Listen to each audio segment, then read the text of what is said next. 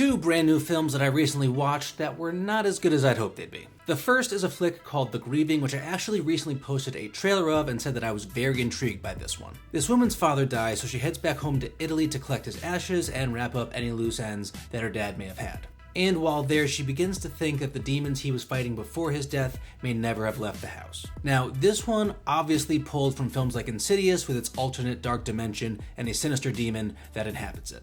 And that's absolutely fine with me. The two problems I had with The Grieving were its uneven pacing and, unfortunately, its bland scares. It certainly had potential, but overall felt derivative with very little to remember it by. And the second film I checked out, which will actually be in theaters this Friday just in time for Halloween, it's called Self-Help.